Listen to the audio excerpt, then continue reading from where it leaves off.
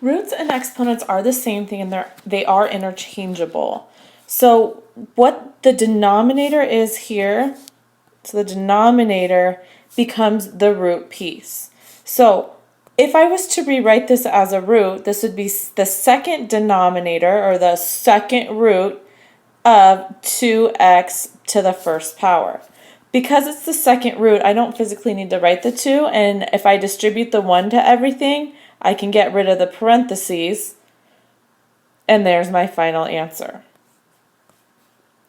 The next one, I'm going to take what's inside the 3x and I'm going to raise it to a fractional exponent.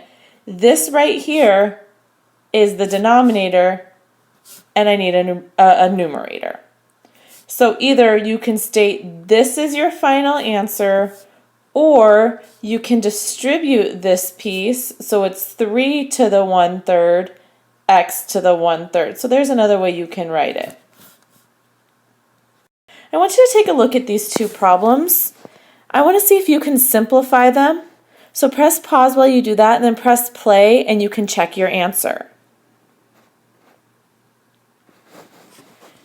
The first thing we need to notice is that the 1/3 is only attached to the x.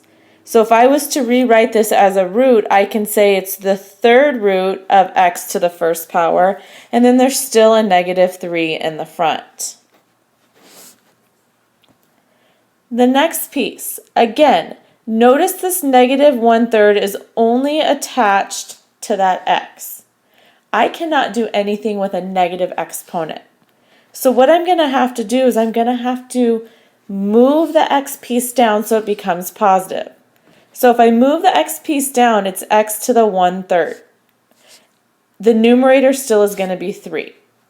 So if I was going to rewrite this in root form, it's the third root of x.